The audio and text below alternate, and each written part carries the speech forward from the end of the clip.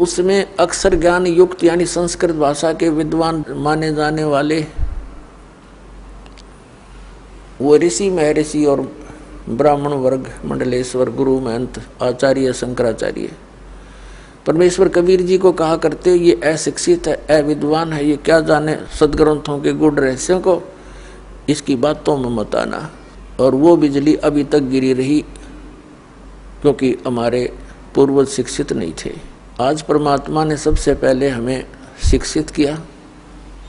पुण्यात्माओं, इस शिक्षा का हमें एक विशेष लाभ यही है कि हम भगवान पहचान लेंगे, अन्यथा ये शिक्षा एक विष है इस मानव के लिए। इसको ये चातुर बनाती है, बेईमान बनाती है, माया जोड़ने के अतिरिक्त ये कुछ नहीं सिखाती है।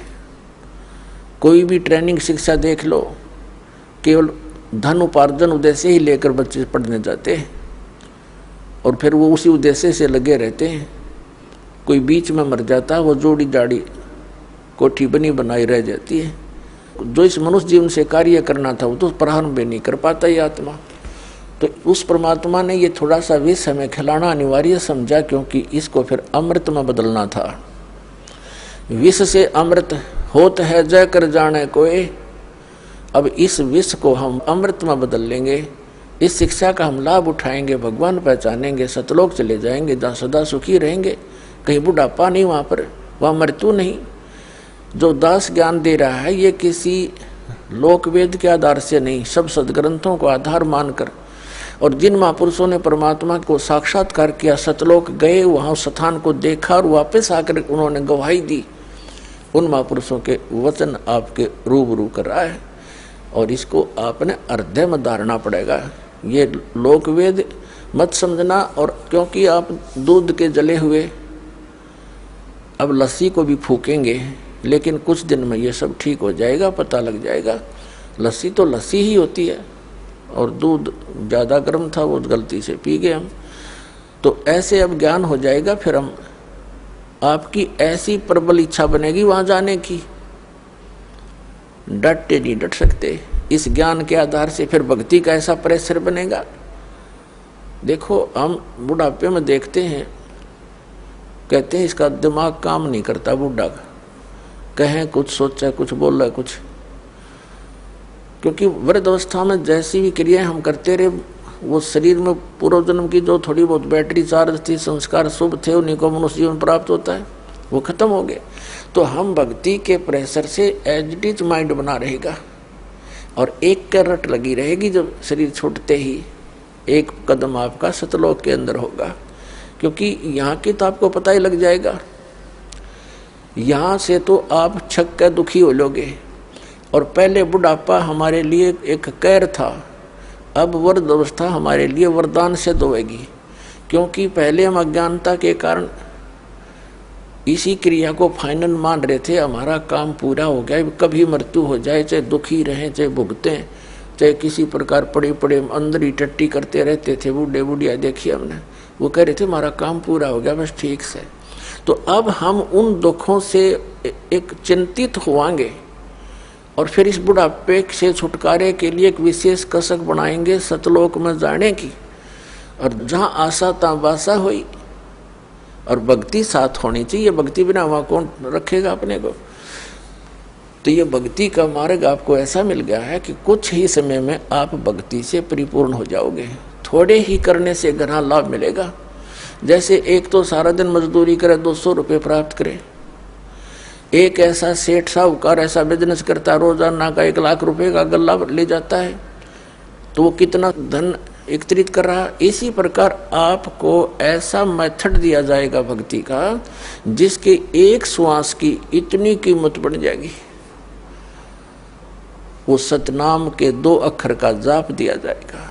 उसके बारे में कहा है परमेश्वर की वाणी में कि सतनाम एक पालड़े, एक तराजू के तखड़ी के एक पलड़े में सतनाम के एक श्वास, उस श्वास की कीमत। ये कंप्लीट मंत्र होता है। उस श्वास और उस श्वास से 2 अक्षर का पूरा जाप होती। एक मंत्र आपका आपके अकाउंट में जमा होगी वह कमाई। सतनाम पालड़े रंग होरी हो और 14 लोक चढ़ावे राम रंगोरी हो। दूसरे पलड़े में यहाँ के 14 लोक रख दे और 3 लोक पासिंग धरे रंगोरी हो, वो तो ना तुले तुलाया राम रंगोरी हो। अब ऐसा मंत्र आपको मिलेगा, तभी तो इसको सतनाम सतनाम की रट लगा रखी है कबीर पंथ के अंदर। और सतनाम का उनको पता नहीं कख भी और कितना कीमती है सतनाम। तो इस सतनाम की कीमत एक श्वास की कितनी बता दी, अब हिसाब ला लेना। और आप कितनी शक्ति भक्ति लेकर आए थे वहां से, कितनी पूंजी लेकर आए थे, यहाँ भी कंगाल हो गए, भिखारी मांगते फिरो, फिर भक्तिहीन हो गए, हम बन गए कुत्ते गधे सुअर बना दिए। इसने सब लूट लिया, इसने हमारे को, इस काल भगवान ने। इसने ये रेस्टोरेंट बना रखे हैं, स्वर्ग महास्वर्ग। आप यहाँ थोड़ी बहुत पुण्य दान करते हो, परमात्मा की दया से करवाते हैं, वो आकर के वो स्वयं आते हैं, अपने बच्चों को भक्ति से चार्ज कर जाते हैं, कहीं भी प्रकट हो जाते हैं किसी भी रूप में आकर के, और उनको भक्ति मार्ग बता जाते हैं। कुछ दिन वहाँ रह जाते थे। पहले तो ऐसा था कि एक क्षेत्र का व्यक्ति दूसरे क्षेत्र में नहीं जानता था वहाँ क्या हो रहा है, क्योंकि इधर आना जाना कन्वेंस थी ही नहीं। तो परमात्मा एक एक दिन 100 जगह 1000 जगह प्रकट हो करके, और वहाँ गुप्त रूप से साधु रूप बना करके 10-20 वर्ष कहीं रहे, फिर अचानक चले जाते थे और उनको भक्ति से युक्त कर जाते थे। तो उस आप में आस्था भगवान की बनी रही ना। तो काल तो नास्तिक करवाना चाहता है कि इनकी आस्था हट जाए भगवान से। अब कलयुग में ये विज्ञान का कति ढूंढा ठवा दिया, या विज्ञान दी भगवान ने ये बनाने के लिए, इंटरनेट और सैटेलाइट और ये टीवी बनाने के लिए, ताकि मेरे बच्चे मेरे ज्ञान को घर बैठे सुना करेंगे, घर बैठे पहचान लेंगे कितना दयालु है वो परमात्मा। और काल हमें बकवाद सुनवाता है इन्हीं के माध्यम से।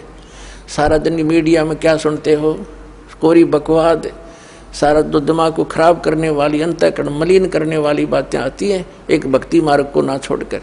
और भक्ति मार्ग क्या दे रखा है नकली संतों ने, कोरी बकवाद घट रहे हैं, कख नहीं पता इनको। तो सब तरह से हटा दिया हमारे अंतःकरण को, और हम नास्तिक होने के कागार पर खड़े थे। जब यह भक्ति प्रारंभ ना होती तो ये सत्कर मान लेना। अब दया करी परमात्मा ने, फिर से बीज पड़ेगा सभी के अंतःकरण में। और अज्ञान से हम गलतियां करते थे, ज्ञान से उनको छोड़ देंगे।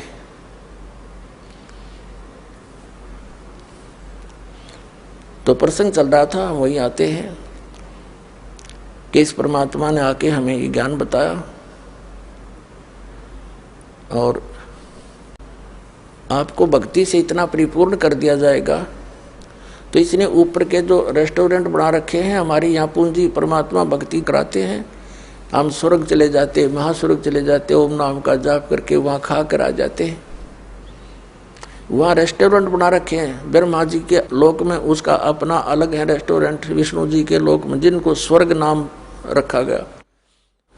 तो हम अपनी पूंजी को वहाँ जाते हैं, वहाँ हमारा टैक्स लेते हैं, किसी में 10%, किसी का 15-20%, किसी में 25% आपकी पूंजी का वो चार्ज लेते हैं।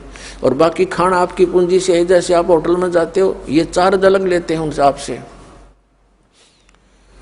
इस करके ये सब जोड़ जुगाड़ से अपने ब्रह्मांड चला रहे हैं। तो हम इन के लोगों में अपनी इस पूंजी का नाश नहीं करेंगे। अब हमें ज्ञान हो गया, हम सतलोक चले जाएंगे। तो क्या बताते हैं परमात्मा कि तुम वहां से जब आए भक्ति से युक्त थे, मेरे अंसा भाई, अंश रूप था जब तू आया, और अपना स्वरूप भूल में भूला, ताते जीव का आया। अब तू अपना वास्तविक स्वरूप और स्थान भूल चुका है, इसलिए तू यहाँ भिखारी बना फिरा है। और यहाँ सुख हो ही नहीं सकता, चाहे राष्ट्रपति बन ले, कोई न कोई टेंशन उसके को पारिवारिक आपदा हो जाएगी, कोई शरीर में उसके अपने ऐसी बीमारी लग जाएगी, डॉक्टर भी फेल हो जाएंगे भक्ति इन प्राणी का। क्योंकि पूर्व जन्म के पुण्यों से उच्च पोस्ट पद प्राप्त करता है, अच्छा धन प्राप्त करता है, क्योंकि पहले जन्मों की बैटरी चार्ज है। आगे चार्जर ना लगने से बैटरी कितने दिन काम करेगी, एक दिन उसने अपना काम छोड़ना ही छोड़ना है। ऐसे बहुत से प्रमाण हैं। अंत समय में कैसी हालत हुई प्रधानमंत्री और राष्ट्रपति और मुख्यमंत्रियों की। तो कहने का भाव ये है, भगवान के सब बच्चे हैं, परमात्मा प्रमुख है, उसको हम भूल चुके हैं, उसकी याद दिलाने के लिए ही संत और सत्संग हुआ करते हैं।